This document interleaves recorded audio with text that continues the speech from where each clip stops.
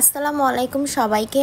আজ আমার মামার জীবনের এক নতুন অধ্যায় শুরু হতে যাচ্ছে। এই শুভ মুহূর্তে আমি অনেক বেশি খুশি। আমার মামা নতুন জীবন যাতে সুখে শান্তিতে ভরে উঠুক, তাই জন্য সবাই বেশি বেশি দোয়া করবেন।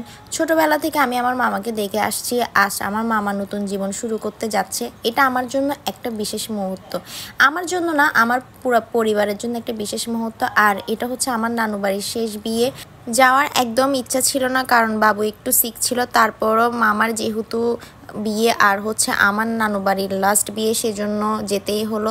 সো এখানে আমরা সবাই বাসে উঠে গেলাম, কারণ হচ্ছে বিয়েটা ছিল Chittagong to Dhaka, long distance রিলেশনশিপের বিয়ে। আসলে এরকম রিলেশনগুলোতে যখন পরিপূর্ণতা পায় আসলে অনেক বেশি ভালো লাগে।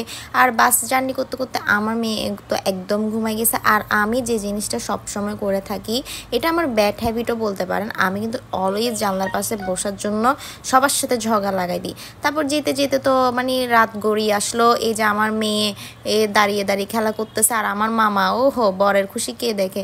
তারপর আমরা ওইখান থেকে রেডি শেডি হয়ে তারপর দেন চলে আসলাম ক্লাবে। এই হচ্ছে আমাদের ছোট্ট মামি, মানে পুতুল বউ। এরকম পুতুল বউ পেয়েও আমার মামা যে ঢং করতেছে, যে ভাব দেখাচ্ছে যেন হি ডোন্ট কেয়ার। আসলে এগুলো সব নাটক।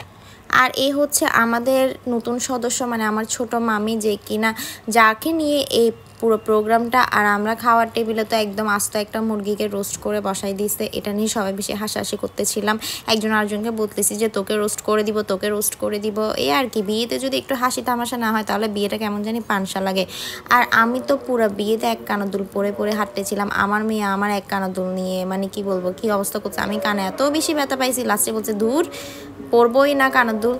আবার কবে জানি পরিবারের সবাই এইভাবে স্টেজের মধ্যে দাঁড়িয়ে সাজুগুজু করে ভিডিও কিংবা ছবি তুলবো, জানি না।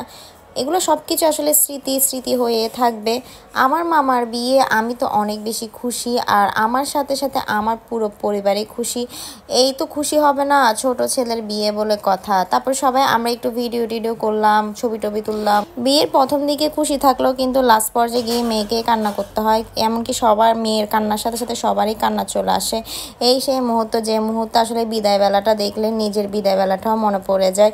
আমরা যতই বড় হয়ে যাই কিংবা যতই বিয়ে হয়ে যাক, যত বিয়ের পুরনো বছর হয়ে যাক না কেন, এই টাইমটা, এই সিনটা দেখলে কিন্তু সেই নিজের বিয়ের কথা, নিজের মাকে বাবাকে ভাইকে ছেড়ে যাওয়ার কথাটা মনে পড়ে যায়।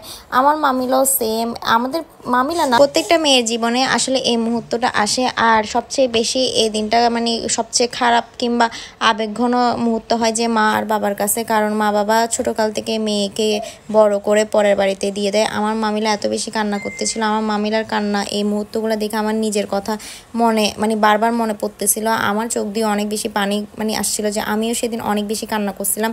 আর এখানে এই যে একটা ওই যে ট্রেডিশন যেটা বলা আর কি, যে শ্বশুর বাড়িতে খাওয়া দাওয়া, সেখানে খাওয়া দাওয়া সবগুলো প্যাক করতেছিল গাড়িতে। আর এখানে সব মানুষ বর কখন বউকে নিয়ে যাবে এই মুহূর্তটা দেখার জন্য সবাই বাইরে দাঁড়িয়েছিল। আমরা তারপর বউকে সুন্দর মতো গাড়িতে বসিয়ে দিলাম। বউ তো কান্না, সে তো যাবেই না শ্বশুর বাড়িতে। আসলে এই টাইমটাতে আমরা যত রিলেশন করে বিয়ে করি না, কিন্তু এই টাইমটাতে শ্বশুর বাড়িতে যেতে কারই মন চায় না। মন চায় যে বাপের বাড়িতে আবার থেকে যায়, কেন বিয়ে করলাম, কেন বিয়ে করলাম।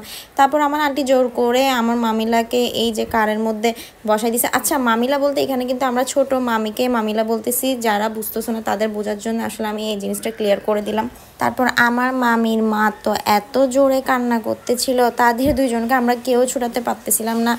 মা মেয়ে দুজন একদম জড়ায় ধরে কান্না করতেছিল। তারপর অনেক কষ্ট করে মামির মাকে বুঝিয়ে নিল আমার আন্টি।